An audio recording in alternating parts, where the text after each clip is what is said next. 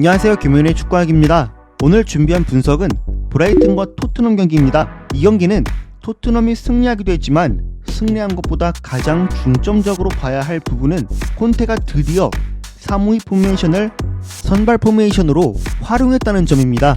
그동안 콘테는 343 포메이션을 활용하면서 손흥민과 히샤를리송이 지나치게 내려오는 점과 페리시치와의 동선 또는 호흡 문제, 그리고 페리시치를 포함한 윙백의 영향력이 떨어지는 점이 문제점이었는데, 이번 경기는 세세뇽과 도어티가 나오고 비수마 카드를 꺼내면서 352 포메이션으로 바꿨는데요. 그래서 오늘 분석은 토트넘의 352 포메이션이 어떤 식으로 활용되었는지, 그리고 수비 상황에서는 어떤 식으로 수비를 준비했고 불안한 점은 없었는지에 대해서 짚어보겠습니다. 먼저 토트넘의 352 형태는 이전에는 343 형태로 투볼란치로 낮은 포지셔닝을 잡고 다이어가 볼을 앞으로 주고 빠지면서 다음 공간을 찾아 들어가거나 스토퍼가 넓게 이동해서 풋백을 만드는 등 후방에서 다양한 형태를 만들었는데, 이번 경기는 352로 나오면서 윙백들은 높게 전진하고 양쪽 미드필더로 나온 호이비에르와 벤탄쿠르가 양쪽으로 간격을 넓게 잡아 포지셔닝을 잡았습니다. 그래서 후방에는 3-3 형태가 만들어지고 윙백이 전진했기 때문에 3-3-4 형태가 만들어졌다고 볼 수 있는데, 양쪽에 있던 미드필더가 양옆으로 넓게 위치해주는 건 결국 윙백들이 높게 전진할 수 있는 환경을 만들어주면서 경기를 후방에서 안정적으로 풀어내는 의도라고 볼 수 있는데요. 이런 형태는 사실 세세뇽이나 도어티가 볼 소유 시간을 짧은데 사이 공간 패스 루트를 통해 간결하게 볼을 넘겨줄 수 있는 두 윙백이기 때문에 이번 경기에서는 다소 토트넘이 심플하면서도 빠른 공격 패턴을 보였습니다.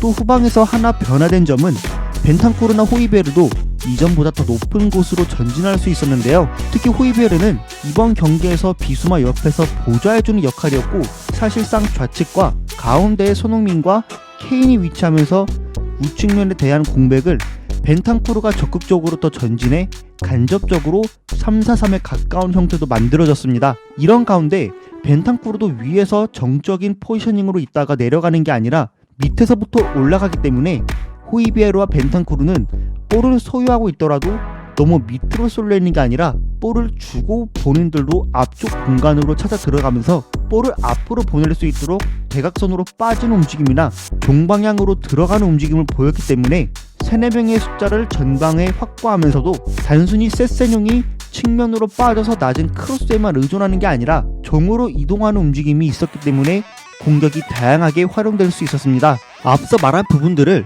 이번 경기 히트맵을 통해 보면 벤탄쿠르는 우측면에 위치하면서 대각선과 하프 스페이스 쪽에 위치하는 흔적들도 볼 수 있고, 호이베르는 원볼란치로 있을 비수마를 보좌해주는 히트맵이었는데 밑에서 위치하는 포지셔닝과 동시에 좌측면에서도 꽤 전진한 흔적들을 찾아볼 수 있었습니다. 때문에 공격 패턴들 자체가 항상 토트넘이 가지고 있는 고질병처럼 후방에서 주고 가만히 있는 게 아니라 윙백이 내려오는 상황에서도 미드필더에게 주고 대각선으로 빠지는 움직임을 가져갔기 때문에 초반에 손흥민과 케인으로부터의 간격은 넓어지지 않도록 했습니다.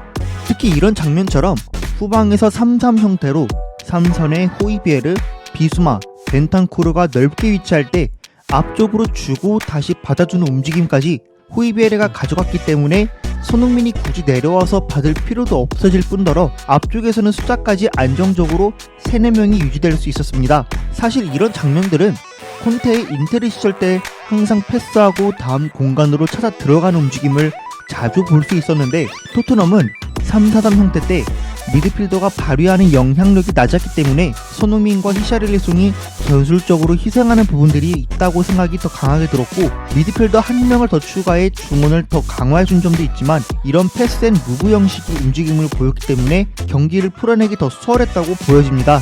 다만 한 가지 아쉬웠던 점은 토트넘이 앞서서 설명한 부분들은 전반전에 활발하게 자주 나왔지만 시간이 지날수록 체력적인 이유인지 갈수록 미드필더들의 전진이 떨어지면서 결국 손흥민과 케인만 전방에 위치해서 풀어나거나 세세뇽에 전진하면서 3명의 전방이 고립되기 쉬운 현상들이 있었기 때문에 체력 관리에 대한 부분이나 패스 앤 무브 형식은 경기장에서 자주 보일 수 있도록 해야 합니다.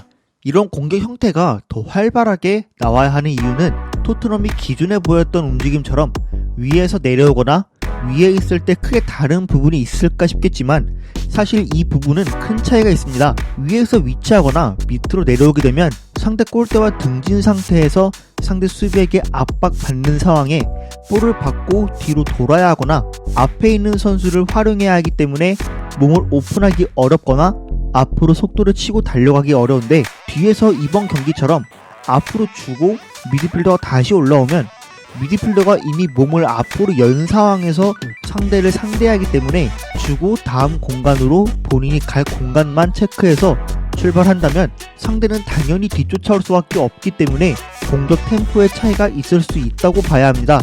이제 다음으로 짚어볼 부분은 토트넘의 전방 압박입니다. 토트넘이 3-5-2 형태로 나오면서 가져갈 수 있었던 변화는 3-4-3으로 경기를 뛰었을 때보다 손흥민 선수는 전방에서 머무르는 시간이 더 많아졌다는 점인데요.